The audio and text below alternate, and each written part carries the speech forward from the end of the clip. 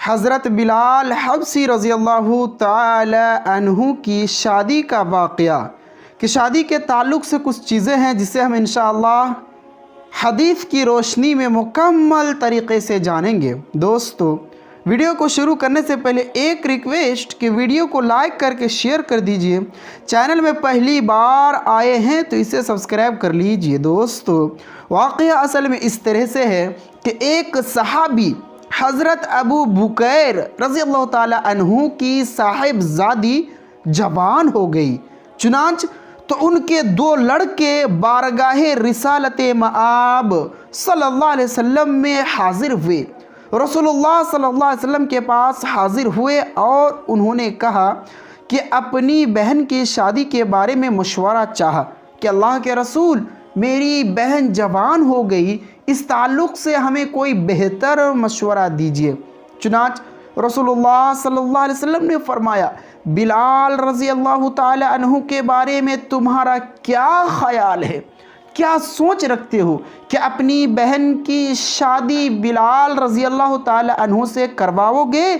اس پر وہ دونوں بھائی خاموش ہو گئے، چپ ہو گئے اور واپس چلے گئے۔ دوسری بار اس عرض سے پھر حاضر خدمت ہوئے۔ رسول اللہ صلی اللہ علیہ وسلم کی خدمت میں آ کر کے پھر جب یہی ہوا تو اس بار بھی رسول اللہ صلی اللہ علیہ وسلم نے سیدنا بلال حبشی رضی اللہ تعالی عنہ ہی کا نام لیا اور پھر خاموش ہو کر واپس چلے گئے۔ شادی کا جب بات سنے تو کچھ نہ کہا، خاموشی کے ساتھ واپس چلے گئے۔ جب تیسری بار بارگاہ اقدس رسول اللہ صلی اللہ علیہ وسلم کے یہاں حاضر ہوئے تو نبی کریم صلی اللہ علیہ وسلم نے پھر سے سیدنا بلال حبشی رضی اللہ تعالی عنہ کا نام تجویز فرمایا۔ اس بار بھی انہوں نے خاموشی اختیار کی تو رسول اللہ صلی اللہ علیہ وسلم نے انہیں خاموش دیکھ کر فرمایا، تم بلال رضی اللہ تعالی عنہ کو کیوں فراموش کر رہے ہو؟ کیوں انکار کر رہے ہو؟ وہ اہل جنت میں سے ایک ہے، وہ جنت میں جانے والے صحابیوں میں سے ایک صحابی ہے۔ رسول اللہ صلی اللہ علیہ وسلم کے اس فرمان کے آگے انہوں نے بخوشی سر تسلیم خم کر دیا اور اپنی حامی بھر دی کہ ٹھیک ہے، میری بہن کی شادی بلال رضی اللہ تعالی عنہ سے کرا دوں گا، اور بے حد خوش بھی ہوئے۔ اس طرح سے حضرت بکیر رضی اللہ تعالیٰ عنہ کی صاحبزادی کی شادی سیدنا بلال رضی اللہ تعالیٰ عنہ سے ہو گئی۔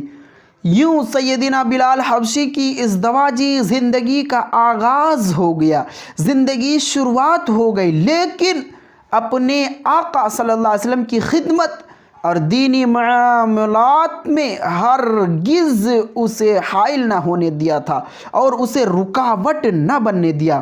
سیدنا بلال حبشی رضی اللہ تعالی عنہ کی زوجہ محترمہ بھی انتہائی نیک اور پرہیزگار خاتون تھی۔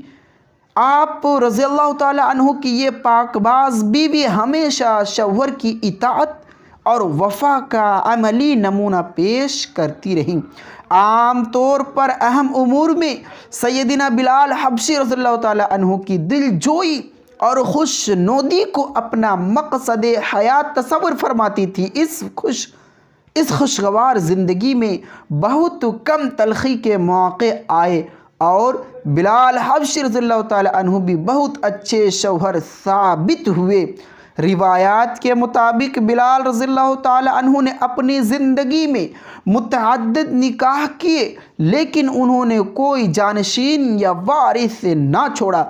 ایک روایت کے مطابق سیدنا بلال حبشی رضی اللہ تعالی عنہ نے ایک عربی عورت ہند الخولانی سے بھی نکاح فرمایا اور وہ یمنی تھی۔ سیدنا بلال کی شام کی طرف ہجرت کرنے سے قبل ان کے نکاح میں آ چکی تھی۔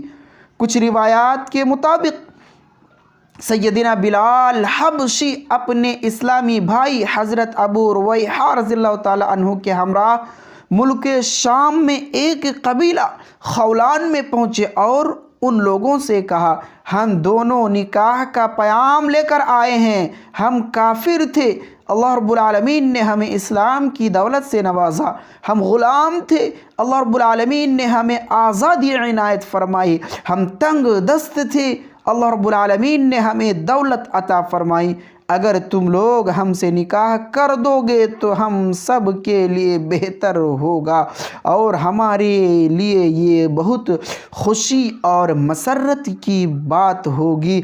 इस तरह से बिलाल हबशी रज़ियल्लाहु ताला अन्हु की निकाह का पैगाम जब लड़की के भाइयों के सामने पेश किया जा रहा था, एक बार, दो बार, तीन बार इनकार करने के बाद खामोशी इख्तियार किया, उसके बाद अल्लाह के रसूल सल्लल्लाहु अलैहि वसल्लम की हामी में हामी भर दी और अज़दवाजी ज़िंदगी बहुत खुशगवार और अच्छी गुजरी।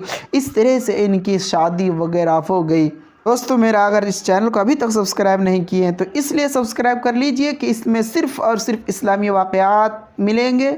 फिर मिलते अगले वीडियोज़ में, तब तक के लिए अल्लाह हाफ़िज़। अस्सलामु अलैकुम व रहमतुल्लाह।